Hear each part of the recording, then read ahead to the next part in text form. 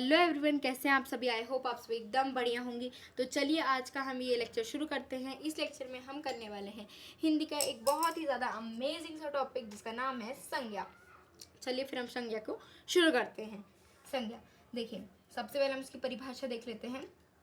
किसी व्यक्ति, वस्तु, स्थान या भाव के नाम को संज्ञा कहते हैं। ठीक है, आप ऐसे समझ सकते हैं कि आपके आसपास जितनी भी सारी चीज़ें हैं वो सब एक संज्ञा है। ठीक है, सबका नाम है, सब संज्ञा है। जैसे मेरे हाथ में पेंसिल है, ये भी संज्ञा है, और ये नोटबुक है, ये भी संज्ञा है। ठीक है, जैसे आपके आसपास जितनी भी सारी चीज़ें, आपका फ़ोन हो, आपकी नोटबुक हो, आप खुद हो, या जितनी भी सारी चीज़ें हैं वो सब की सब एक संज्ञा है। ठीक है, चलिए फिर हम देख लेते हैं संज्ञा के भेद। आपको ये समझ आ गया होगा संज्ञा क्या है। ठीक है, जो भी चीज़ जिसका नाम है वो संज्ञा है। ठीक है, चलिए अब देख लेते हैं संज्ञा क्या है। मैं आपको संज्ञा के भेद बता देती हूँ, पर उससे पहले मैं आपको एक बात बोलना चाहती हूँ कि जो हम ये कर रहे हैं टॉपिक, उसे या मैं आपको जो भी आगे पढ़ाऊँ, आपको ना उसे सिर्फ सुनना नहीं है, आपको वो खुद लिखना भी है, मेरे पीछे पीछे बोलना भी है, तब आपको टॉपिक ज़्यादा जल्दी समझ आएगा। ठीक है, तो चलिए जैसे मैं ये फिर संज्ञा की परिभाषा बोल रही हूँ, आप मेरे पीछे पीछे बोलिए। किसी व्यक्ति, वस्तु, स्थान या भाव के नाम को संज्ञा कहते हैं। ठीक है, अब देख लेते हैं संज्ञा के भेद।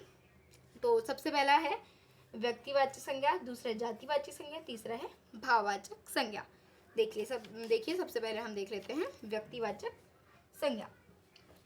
इसकी डेफिनेशन देखते हैं। किसी विशेष, इसका कीवर्ड है विशेष, व्यक्ति, वस्तु, स्थान या भाव के किसी व्यक्ति, वस्तु या स्थान के नाम को व्यक्तिवाचक संज्ञा कहते हैं।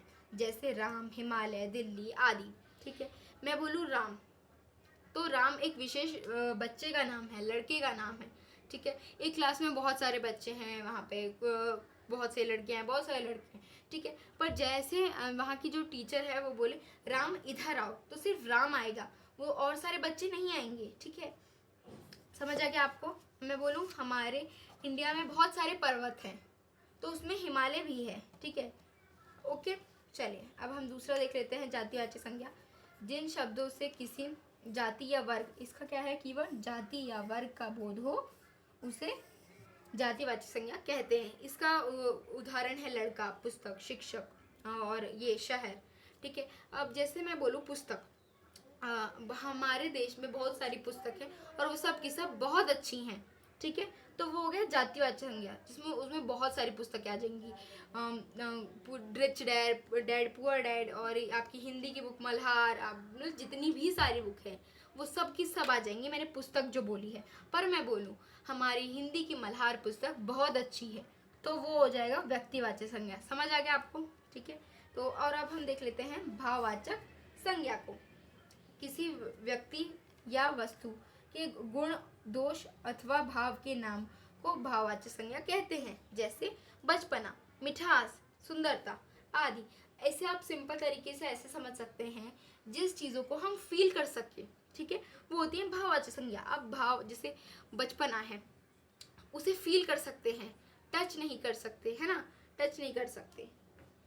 समझ आ गया आपको। जैसे मिठास है, तो आप उसे फील कर सकते हैं, आप उसे छू नहीं सकते, आप उसे देख नहीं सकते। समझ आ गया। तो चलिए हम भाववाचक संज्ञा को थोड़े और अच्छे तरीके से जानने की कोशिश करते हैं। भाववाचक संज्ञा बनाना। अब हम जातिवाचक संज्ञा से भाववाचक संज्ञा बनाएंगे। ये रही जातिवाचक संज्ञा, ये रही भाववाचक संज्ञा। मनुष्य, ठीक है, ह्यूमन, और मनुष्यता, ह्यूमैनिटी। ठीक है, चोर, चोरी, डाकू, डकैती, भक्त, भक्ति। ठीक है, तो ये सब है भाव। ह्यूमैनिटी भाव है, चोरी भी एक भाव है, डकैती भी एक भाव है, और भक्ति भी एक भाव है। आई होप आपको आज का लेक्चर बहुत ही अच्छी तरीके से समझ आ गया होगा। कुछ नहीं समझ आया है तो बेझिझक आप कमेंट में पूछ सकते हैं। अगर आपको हिंदी के ही किसी और टॉपिक पे वीडियो चाहिए हो तो ज़रूर बताइएगा, और अगर आपको किसी और सब्जेक्ट पे ही वीडियो चाहिए होगा तो उसके लिए भी ज़रूर बताइएगा। मैं ज़रूर उस पर वीडियो बनाऊँगी और आपको प्रोवाइड कराऊँगी। Thank you and take care. और अगर आपको ये वीडियो अच्छा लगा हो तो उसे लाइक, सब्सक्राइब ज़रूर कीजिएगा।